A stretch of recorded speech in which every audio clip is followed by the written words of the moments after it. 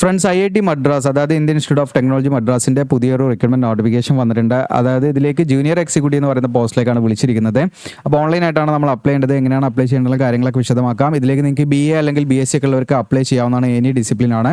അപ്പോൾ ഇതിൽ ഇത്തരത്തിലുള്ള വീഡിയോസ് കാര്യങ്ങളൊക്കെ നിങ്ങളിലേക്ക് ലഭിക്കുന്നതിനായിട്ട് നമ്മുടെ ചാനൽ സബ്സ്ക്രൈബ് ചെയ്യുക. അതോടൊപ്പം തന്നെ ബെല്ലേക്ക് എനേബിൾ ചെയ്ത് വെക്കുക. നോട്ടിഫിക്കേഷൻ കറക്റ്റായിട്ട് നിങ്ങൾക്ക് ലഭിക്കുക. എടുക്കുന്നത് നിങ്ങൾ ചെക്ക് ചെയ്താൽ മതി.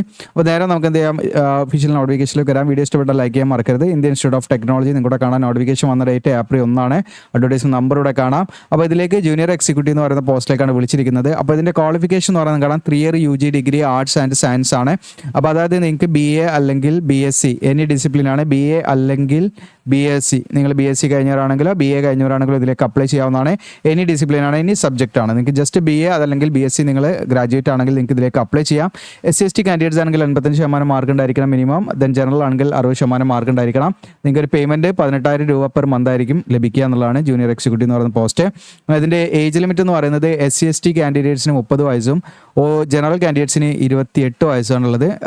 28 വയസ്സ് വരെ ഇതിലേക്ക് അപ്ലൈ ചെയ്യട്ടോ. ഓക്കെ, SC/ST ആണെങ്കിൽ 30, ജനറൽ ആണെങ്കിൽ 28 വയസ്സ് വരെ ഇതിലേക്ക് അപ്ലൈ ചെയ്യാവുന്നതാണ്. അപ്പോൾ ഇത്രയാണ് ഇതിൻ്റെ എഡ്യൂക്കേഷൻ ക്വാളിഫിക്കേഷനും കാര്യങ്ങളും. അപ്പോൾ ഈ ഒരു പറയുന്ന പോസ്റ്റ് എന്ന് പറയുന്നത് ഒരിക്കലും പെർമനൻറ്റ് വേക്കൻസി അല്ല, ഇത് ടെമ്പററി ആയിട്ടുള്ള വേക്കൻസിയാണ്. അപ്പോൾ ഇവിടെ കാണാൻ നിങ്ങൾക്ക് 1 yearലേക്കാണ് ഇത് വിളിച്ചിരിക്കുന്നത്. അത് പെർഫോമൻസിനെ അടിസ്ഥാനമാക്കി എക്സ്റ്റെൻഡ് ചെയ്യാവുന്ന പോസ്റ്റാണെന്ന് പറയുന്നുണ്ട്.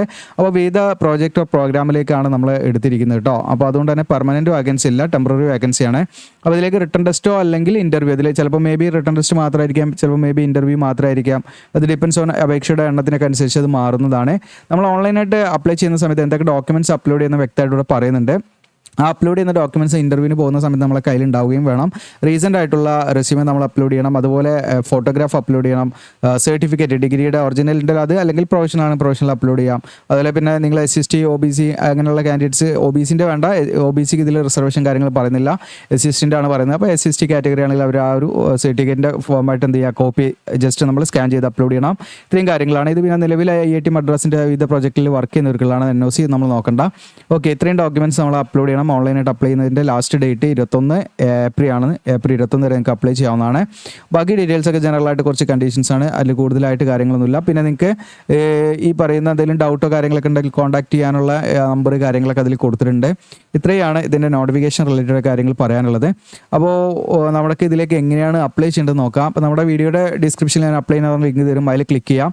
അപ്പോൾ നമ്പർ ഓഫ് വാക്കൻസീസ് ഒന്നും എത്രയാണെന്ന് അവർ ഇവിടെ മെൻഷൻ ചെയ്തിട്ടില്ല കേട്ടോ. ഓക്കെ, അപ്പോൾ അത് നമുക്ക് വാക്കൻസിയുടെ ഇത് നോക്കേണ്ട. അതിലേക്ക് അപേക്ഷ ഫീസോ കാര്യങ്ങളൊന്നും ഇല്ല. നിങ്ങളെ ഷോർട്ട് ലിസ്റ്റ് ചെയ്യപ്പെട്ടാൽ റിട്ടൺ എക്സാമിനേഷൻ അല്ലെങ്കിൽ ഇൻ്റർവ്യൂവിന് അവർ വിളിക്കും. മെയിലൊക്കെ ഇടയ്ക്കിടയ്ക്ക് ചെക്ക് ചെയ്യാം. അപ്പോൾ നമ്മുടെ വീഡിയോയുടെ ഡിസ്ക്രിപ്ഷനിലുള്ള അപ്ലൈ എന്നുള്ള ലിങ്കിൽ ക്ലിക്ക് ചെയ്യുമ്പോൾ നിങ്ങൾ ഈ ഒരു പേജിലേക്കാണ് വരിക. നമ്മുടെ വെബ്സൈറ്റാണ്. ജസ്റ്റ് ഗൂഗിൾ ചെയ്താലും നിങ്ങൾക്ക് തന്നെ കിട്ടും. ഇവിടെ കാണാം ലേറ്റസ്റ്റ് ജോബ്സിൽ IIT മദ്രാസ് കാണാം. അപ്പോൾ നിങ്ങൾ നമ്മുടെ വീഡിയോ പബ്ലിഷ് ചെയ്ത് കുറേ ദിവസം കഴിഞ്ഞിട്ടാണ് കാണുന്നെങ്കിൽ ഇവിടെ ഉണ്ടാവില്ല. റീഡ് മോർ എന്നുള്ള ക്ലിക്ക് ചെയ്തിട്ട് നിങ്ങൾ സെർച്ച് ചെയ്യണം. അല്ലെങ്കിൽ ഇവിടെ സെർച്ച് ബട്ടൺ ഉണ്ട്, അതിൽ IIT മദ്രാസ് അടിച്ചു കൊടുത്താൽ മതി.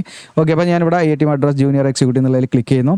ഈ പോസ്റ്റ് ഓപ്പൺ ആയി വരും. ഇവിടെ നിങ്ങൾക്ക് താഴെ സ്ക്രോൾ ഡൗൺ ചെയ്യുക. ഇവിടെ കാണാൻ നിങ്ങൾക്ക് നോട്ടിഫിക്കേഷൻ ഉണ്ടെന്ന് ഡൗൺലോഡ് ചെയ്യാം. അപ്ലിക്കേഷൻ ഫോം കാണാം. നമ്മൾ ഓൺലൈനായിട്ട് ചെയ്ത് കൊടുക്കുന്നുണ്ട്. വാട്സപ്പിൽ കോൺടാക്ട് ചെയ്യാനുള്ള നമ്പറാണ്. അപ്പോൾ അപ്ലിക്കേഷൻ ഫോമിൽ നമ്മൾ എന്ത് ചെയ്യുക, ക്ലിക്ക് ചെയ്യാം. അതിൽ ക്ലിക്ക് ചെയ്യുന്ന സമയത്ത് നിങ്ങൾക്ക് ഈ ഒരു പേജിലേക്കാണ് വരിക. ഇവിടെ കാണാൻ നിങ്ങൾക്ക് ലോഗിൻ യുവർ അക്കൗണ്ട് എന്ന് പറഞ്ഞ ആ ഒരു ഭാഗം കാണാം. ഇവിടെ നമ്മൾ ഓൾറെഡി രജിസ്റ്റർ ചെയ്താൽ നമുക്ക് ലോഗിൻ ചെയ്യാനുള്ള ആ ഒരു എന്താണ് യൂസർ നെയിം കൊടുക്കാനും പാസ്വേഡ് കൊടുക്കാനുള്ള കണ്ടീഷനാണ് ഇവിടെ ഉള്ളത്. അപ്പോൾ അത് അല്ല നമ്മൾ ചെയ്യേണ്ടത്. നമ്മൾ ആദ്യമായിട്ടാണ് വരുന്നതെങ്കിൽ ഇവിടെ കാണാം സൈൻ അപ്പ് എന്നുള്ള ഭാഗം കാണാം. സൈൻ അപ്പ് എന്നുള്ള ബട്ടൺ ആ ഒരു ലിങ്കിൽ ക്ലിക്ക് ചെയ്യാം. നിങ്ങളുടെ പേര്, ഡീറ്റെയിൽസ് കാര്യങ്ങളൊക്കെ അടിച്ച് പാസ്വേഡൊക്കെ സെറ്റാക്കി നമ്മൾ സൈൻ അപ്പ് ചെയ്തിട്ട് നമ്മൾ എന്ത് ചെയ്യണം, ഇതിൽ മറ്റു ആപ്ലിക്കേഷൻ്റെ മറ്റു കാര്യങ്ങളൊക്കെ ഡീറ്റെയിൽസ്, നമ്മുടെ എഡ്യൂക്കേഷൻ ക്വാളിഫിക്കേഷൻ, ഫോട്ടോ ഇങ്ങനെയുള്ള കാര്യങ്ങളൊക്കെ നമ്മൾ അപ്ലോഡ് ചെയ്ത് ഡോക്യുമെൻറ്റ്സ് ഒക്കെ അപ്ലോഡ് ചെയ്ത് അങ്ങനെ പോയാൽ മതി. അപ്പോൾ എന്തെങ്കിലും ഡൗട്ടോ കാര്യങ്ങളുണ്ട് തീർച്ചയായിട്ടും കമൻറ്റായിട്ട് ചോദിക്കാവുന്നതാണ്. അല്ലെങ്കിൽ ഇൻസ്റ്റാഗ്രാം ഇതിലൊക്കെ നിങ്ങൾക്ക് ചോദിക്കാവുന്നതാണ്.